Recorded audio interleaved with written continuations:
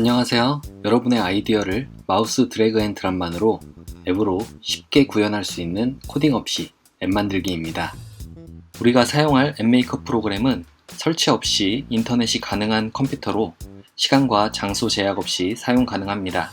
먼저 앱메이커 프로그램과 가장 호환이 잘 되는 크롬 브라우저를 실행하고 주소창에 byplug.co.kr 또는 검색창에 byplug라고 입력하고 홈페이지로 들어와 주세요.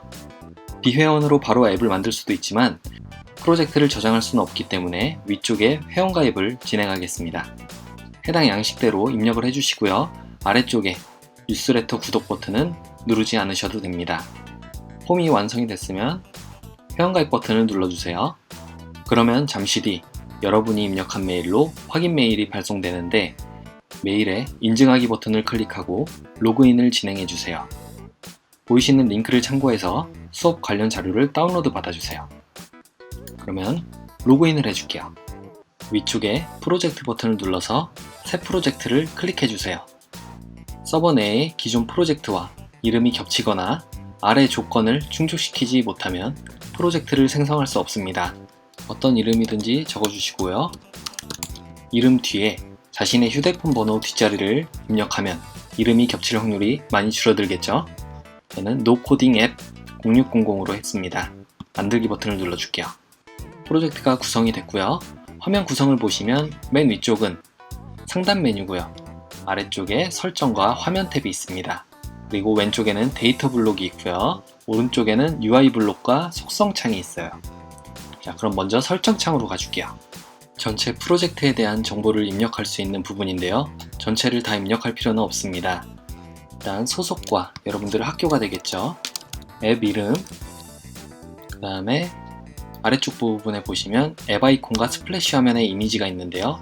아까 전에 여러분들이 다운로드 받으신 실습 자료를 압축을 푸시면 그곳에 앱 아이콘과 스플래시 화면이 준비가 되어 있어요. 앱 아이콘 있죠? 열기 눌러주시면 앱 아이콘이 입력이 됐고요.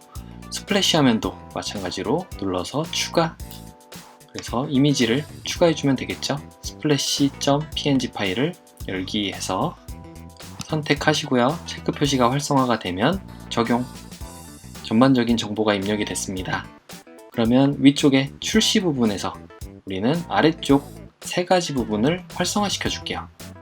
그리고 나서 화면으로 돌아오겠습니다.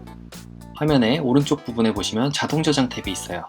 이 부분을 1분마다 저장을 해주시면 1분마다 자동 저장이 되겠죠. 앱을 만들 준비가 끝났습니다. 지금부터 예제를 통해 앱을 만들어 보도록 하겠습니다. 5개의 화면으로 구성된 앱이에요. 그러면 화면 추가를 먼저 해줘야 되겠죠. 3번, 4번, 5번 이렇게 씬5까지 만들어 주시고요. 다시 씬1을 눌러서 씬1으로 위치할게요. 오른쪽에 보시면 UI 블록이라고 있는데요. UI 블록은 필요할 때마다 일회성으로 사용하는 블록이 되겠습니다. 반대로 왼쪽에는 데이터 블록이라고 있는데 반복해서 사용하는 데이터 형식일 때 사용하게 됩니다. UI 블록에 마우스 커서를 갖다 대면 블록의 이름과 설명을 볼 수 있습니다. 먼저 비디오를 가져올게요.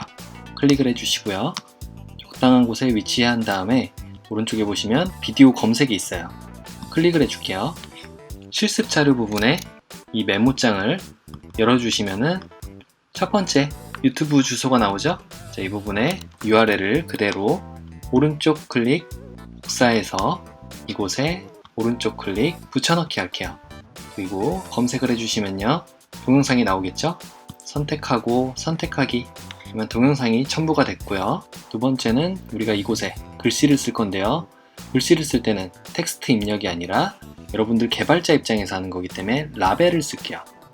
오른쪽 부분에 도구 상자에서 이 부분을 클릭해서 좌우로 꽉 채워주겠습니다. 이곳에 텍스트에다가 앱 디자인을 위한 포토샵 적어줄게요. 아래쪽에 보시면 폰트 크기는 더 크게도 만들 수 있고요. 16으로 해볼까요? 완성이 됐습니다. 자, 아래쪽에는 이미지를 또 넣어줄게요. 이미지를 가져와서 적당한 크기로 놔주시면 되겠죠? 이미지 선택이 되어 있는 상태로 위쪽에 보시면 이미지 돋보기가 있어요. 만약에 속성창에 이 부분이 안 보이시면 먼저 선택이 되어 있는지 확인하시고요. 마우스 커서로 위아래로 움직이시면은 안 보였던 메뉴가 나타날 겁니다. 이미지의 돋보기를 클릭해서 추가 버튼을 눌러줄게요. 우리 다운로드 받았던 사진 중에 포토샵이라고 되어 있는 부분이 있어요. 열기를 눌러주고요. 선택을 하고 적용 눌러주면 적용이 됐죠. 이 위에다가 글자를 하나 더 써줄게요. 글자 쓸 때는 라벨 그대로 가져와서 적당한 크기로 이렇게 덮어주겠습니다. 배경 색상은 검정인데 A가 투명도 조절을 하는 거거든요. 40% 정도로 만들어 줄게요. OK 누르면 글자가 안 보이죠. 폰트 색상도 흰색으로 하면 이제 보이겠죠. 텍스트를 포토샵이라고 적어주겠습니다. 이번에는 이미지를 클릭했을 때 특정 화면으로 이동하는 링크에 대해 알아보겠습니다. 이미지를 선택해 주시고요. 오른쪽에 보시면 액션이 있어요. 이 부분을 눌러서 화면에 화면 이동, 두 번째 화면으로 이동하게끔 만들게요. 힌트를 설정하신 뒤에 저장 눌러주시면은 링크가 완성이 됐고요. 그 아랫부분에는 버튼을 하나 만들어 줄게요. 버튼을 눌러서 크기에 맞게 지정을 해주신 다음에 탭 형식이라고 적어줄게요. 자, 이 부분은 좀 더 폰트 크기를 크게 만들게요. 17 정도로 만들고요. 역시 액션에 화면에 화면 이동을 한 다음에 세 번째 화면으로 지정을 해줄게요. 그러면 이 부분을 눌렀을 때는 씬2로 이동을 하고요. 이 부분은 씬3로 이동을 하겠죠. 씬3는 씬4와 씬5를 품고 있는 형태가 될 거예요. 자, 그러면 먼저 이 그림을 선택했을 때 이동하는 씬2로 가서 씬2의 화면을 구성하도록 하겠습니다. 이번에는 데이터 블록을 이용할 거예요. 데이터 블록은 여러분들이 반복해서 사용하는 데이터 형식을 만들 때 사용한다고 말씀을 드렸죠. 생성하기를 누를게요. 그래서 필드 추가를 하나, 둘, 세 번을 눌러줄게요. 데이터 형식도 바꿔주겠습니다. 이 썸네일 부분을 누르신 다음에요. 비디오라고 하나 바꿔주고요. 이 부분에는 비디오, 두 번째는 제목이라고 적어줄게요. 세 번째는 설명. 다 완성이 됐으면 저장하기를 눌러주겠습니다. 우리가 입력할 데이터의 필드를 완성했고요. 데이터 블록에 이름을 지정해 줄게요. 톱니바퀴 모양을 눌러서 포토샵이라고 적어줄게요. 포토샵 저장 눌러주시고 수정사항이 반영됐습니다 나오면은 창을 닫아주겠습니다. 데이터를 입력을 해야겠죠. 노트 부분을 눌러주시면요 데이터를 입력을 할 수가 있어요. 데이터 추가 탭을 누르고요. 비디오에는 여러분들이 다운받으신 그 메모장을 열어서 두 번째 데이터 블록 포토샵 입력 자료에 있는 내용을 복사 붙여넣기 해주시면 되겠죠.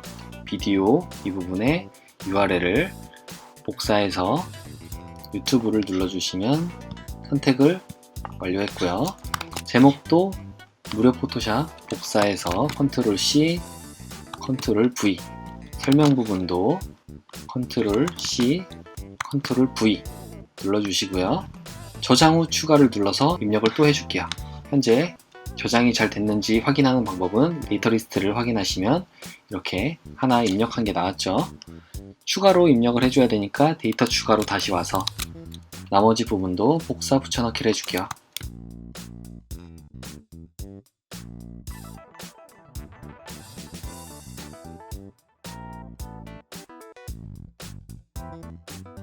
데이터 리스트에 두 가지 아이템이 잘 입력된 걸 확인할 수 있습니다. 닫아주고요. 데이터 블록을 가져오는 방법은 마우스 커서를 제목 부분에 갖다 대면요 화살표가 네 방향으로 바뀌어요.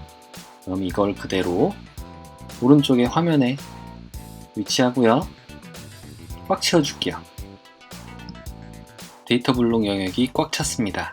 이제 이 데이터 블록 아이템 영역을 클릭을 해서 리스트 블록 아이템에서 우리가 필요한 부분만 가져올 거예요. 데이터 아이템 레이아웃 영역이라는 건 뭐냐면 하나의 레이아웃 디자인을 해놓으면은 나머지는 반복이 돼서 이만큼의 영역이 나머지 반복이 돼서 나타나는 걸 의미합니다. 우리에게 필요한 것은 비디오와 여러분들이 직접 입력한 거죠. 그리고 제목, 설명 이렇게 가져왔어요. 보기 좋게 배치를 해주고요. 특히 제목은 우리가 색깔을 배경 색상을 좀 바꿔볼게요. 이 색깔로 해볼까요? 폰트 색상도 흰색으로 바꿔주고요. 폰트 크기는 13으로 설정할게요. 그리고 아래쪽에 설명 부분은 아래쪽으로 배치가 되도록 지정을 해줬습니다. 이렇게 하고 저장을 한번 눌러볼게요. 이번에는 세 번째 화면으로 가볼게요. 세 번째 화면은 네 번째 화면과 다섯 번째 화면이 탭 형식으로 이루어진 페이지입니다. 바깥쪽을 클릭하시고요. 탭 페이지를 가볼게요. 그래서 아래쪽 부분에 보시면 이용 가능한 화면이 나오죠? 4번과 다섯 번째 화면을 같이 올려주면은 이렇게 4번과 5번 화면이 씬3에 포함돼서 나오는 걸 알 수가 있습니다. 씬4에는 웹을 한번 넣어볼게요. 웹을 클릭을 해서 화면을 전체 채워줄까요? 웹은 또 다른 인터넷 창을 나오게 하는 메뉴입니다. URL에다가는 여러분들 세 번째 예제로 나왔던 이 페이지를 컨트롤 C 복사해서 URL을 그대로 붙여넣기 해줄게요. 이제 화면의 제목을 정해주겠습니다. 바깥쪽 부분을 클릭해 주시고요. 오른쪽 속성창에 보시면 제목이라고 나와 있어요. 이곳에 웹이라고 적어줄게요. 씬5로 가서요. 지도를 클릭하고요. 전체 화면으로 채워줄게요. 그리고 위치 부분에 돋보기를 클릭해서 여러분들의 주소를 쓰면 되겠죠. 서부교육지원청으로 설정을 해서 선택하기를 눌러주겠습니다. 화면의 바깥 부분을 클릭하시고요. 제목 부분에 지도라고 적어주겠습니다. 1페이지로 돌아오시면요. 미리 보기를 눌러볼게요. 스플래시 화면이 나온 다음에 첫 번째 화면이 나오죠. 그리고 이 그림을 누르면 두 번째 화면으로 가겠죠. 아래쪽 부분에 탭 형식을 눌러주시면요. 씬4인 웹페이지와 씬5인 지도 페이지가 이렇게 첨부된 걸 알 수 있습니다. 확인하셨으면 닫아주시고요. 자, 이렇게 완성한 앱을 여러분들의 휴대폰으로 다운로드 받아봐야겠죠. 안드로이드 유저들은 이 부분을 클릭해 주시면 되고요. 애플 iOS는 이 사과 모양을 클릭해 주시면 돼요. 자, 조금의 시간이 지나고 QR코드가 생성이 됐습니다. QR코드가 생성되면 리더기 앱으로 앱을 다운로드 받을 수 있습니다. 마켓에서 QR코드 리더기 앱을 다운로드 받거나 네이버 앱에서 QR코드 기능을 바로 사용할 수도 있습니다. 아이폰 유저는 사진 찍기 기능으로 바로 다운로드가 가능합니다. 다운로드가 완료되면 안드로이드 폰과 아이폰은 다음의 설정을 통해 앱을 실행할 수 있습니다. 간단하게 앱 만드는 방법을 알아봤는데요. 여러분들의 창의성을 더해서 쉽고 빠르게 여러분들만의 앱을 만들어 보세요.